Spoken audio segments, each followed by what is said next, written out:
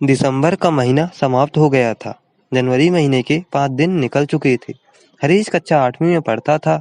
वह बहुत दिनों के बाद स्कूल गया। कक्षा प्रारंभ होने वाली थी।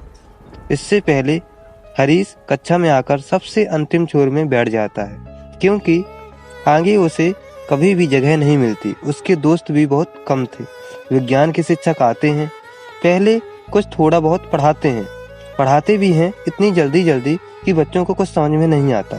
थोड़े बहुत बच्चों को समझ में आता है, लड़कों की तरफ से रोहन को और लड़कियों की तरफ से राधा को, क्योंकि ये दोनों अपने घर में कोचिंग पढ़ते हैं। सर ने हाजिरी लगाई, सभी बच्चों ने हाजिरी बोली। हरीश का भी नाम आया। हरीश ने बोला, उपस्थित गुरुजी। सर ने हरीश की उपस्थिति देखी, बहुत कम थी। सर, कौन है हरीश? खड़ा हो जाए। हरीश खड़ा हो गया। स्कूल कम क्यों आते हो? घर में काम रहता है। अच्छा, सारे घर का काम तुम्हारे कंधे पर है, पढ़ना लिखना नहीं है। तुम्हारी सबसे कम उपस्थिति है कक्षा में। अगर कल से रोज नहीं आए तो मैं बैठने नहीं दूंगा। चलो अभी बैठ जाओ। रोहन से टिक लगवा लेना और अपनी कॉपी में प्रश्नोत्तर लिख लेना। स्कूल में मध्याह्न होता है। रोहन, हरीश, तुम क्यों हर दिन नहीं आते? मेरे घर में काम रहता है। लेकिन हर दिन नहीं आओगे तो तुम पास कैसे होगे? मेरे पापा नहीं है, आर्थिक समस्या बनी रहती है। अच्छा ठीक है, मैं तुम्हें टिक लगवाए दे रहा हूँ, तुम जरूर लिख लेना। सर बहुत गुस्सा करते हैं। हरीश, धन्यवाद रोहन। कुछ और 2 विषय लगते हैं, फिर छुट्टी हो जाती है। हरीश घर की ओर निकलता है। हरीश की घर की स्थिति। जब हरीश 10 वर्ष का था तभी पिता की मृत्यु हो गई थी।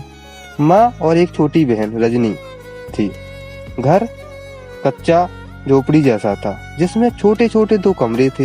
एक कमरे में 2 खाट थीं और कुछ बर्तन, अनाज रखा था। दूसरे कमरे में लकड़ी और कंडे रखे हुए थे। चूल्हा भी इसी में था। माँ जंगल में जाकर लकड़ी लाकर बेचती, जो पैसे मिलते उससे घर चलता। एक छोटा सा खेत है जिसमें थोड़ी बहुत अनाज खाने के लिए निकल आता है। हरीश घर आता है। माँ, आ गया बेटा, देख तेरी छोटी बहन खाना बना रही है।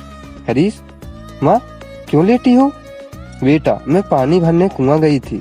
जब गुंड लेकर आ रही थी तभी मेरा पैर फिसल गया और मूझ गया। पैर में तेल की मालिश की है, अब आराम है। तो फिर गुंड कौन लेके आया? मैं ही लेके आई हूँ। हरीश, माँ मैं ले आता। तुम स्कूल गए थे, देर हो जाती है स्कूल से आते आते। हरीश ने स्कूल बैग रखा और फिर खाना बनाने लगा। सभी ने खाना खाया, रात हो चली थी।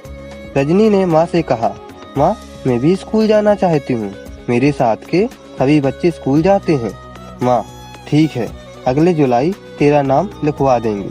हरीश ने जो टिक लगवाए थे रोहन से पढ़ने लगा, उसको कॉपी में लिखा, फिर सो गया। सुबह हुई। हरीश और माँ ने मिलकर काम किया। माँ से अच्छे से चला नहीं जा रहा था, फिर भी परिस्थिति को देखकर जंगल जाने लगी। हरीश, माँ आज भी लकड़ी लेने जा रही हो? आपसे चला भी नहीं जा रहा ठीक से। आज लकड़ी मैं ले आता हूँ। माँ, बेटा तुम छोटे हो, लकड़ी नहीं काट पाओगे। हरीश, माँ काकी और चाची भी तो जा रही हैं, उनसे कटवा लूंगा। ठीक है, अच्छे से जाना। माँ, आप और रजनी निदाई कर लेना। शाम हुई। हरीश लकड़ी लेकर आया। रजनी ने पानी दिया। माँ, बेटा थक गए होगे। नहीं माँ, बेटा मैं भी लकड़ी लेकर आती हूँ, मुझे पता है। रात हुई।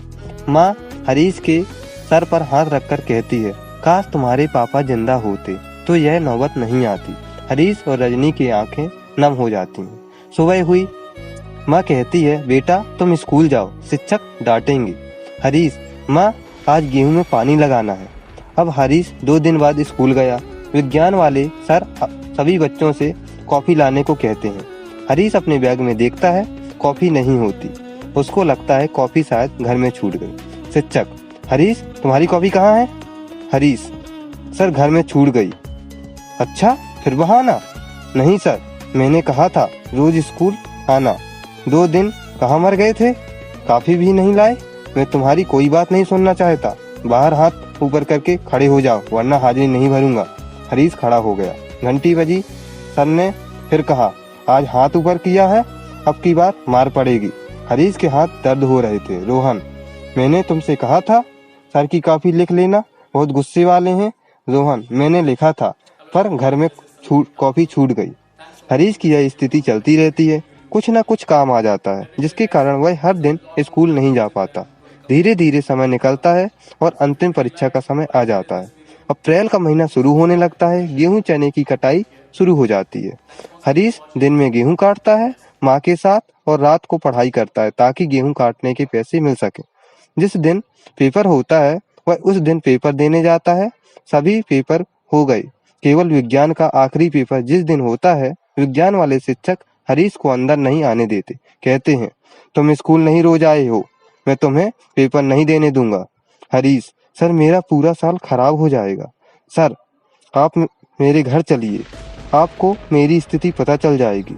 सर मैं कुछ नहीं कर सकता, तुम प्रिंसिपल सर से बात करो। कक्षा में कॉफी बढ़ चुकी थी। हरीश दौड़ते दौड़ते गया।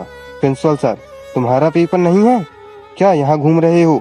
हरीश, विज्ञान वाले शिक्षक मुझे परीक्षा में नहीं बैठने दे रहे। क्यों? हरीश, सर मेरे घर की स्थिति सही नहीं है, पापा नहीं है और मैं और मम्मी घर का काम करते हैं। पूरी स्थिति प्रिंसिपल सर को बताता है। आंखों में आंसू आ जाते हैं। प्रिंसिपल सर, ठीक है मैं चलता हूँ तुम्हारे साथ, सर से बात करूंगा। प्रिंसिपल सर ने विज्ञान वाले शिक्षक को हरीश की पूरी बात बताई। विज्ञान वाले शिक्षक को अपने ऊपर हरीश को देखकर गिलानी हो रही थी। हरीश को परीक्षा देने को मिल जाती है। अब आखिरी परिणाम आता है। रोहन की 92%, राधा की 91% और भी बच्चों की परसेंटेज बनती है। हरीश की 48% बनती है। विज्ञान वाले शिक्षक कहते हैं, रोहन और राधा की पहले प्रशंसा करते हैं, उसके बाद हरीश की भी सराहना करते हैं और कहते हैं, तुम्हारी परिस्थिति के अनुसार बहुत अच्छे नंबर हैं। सिर्फ किसी की मार्कशीट देखना काफी नहीं है। सिर्फ किसी की मार्कशीट देखना काफी नहीं है। यह देखना बहुत जरूरी है कि बच्चे ने वह अंक किस पारिवारिक, सामाजिक और मनोवैज्ञानिक परिस्थिति में रहकर प्राप्त किया है। मूल्यांकन के साथ न्याय तभी संभव होगा। आपका क्या कहना है इसके बारे में?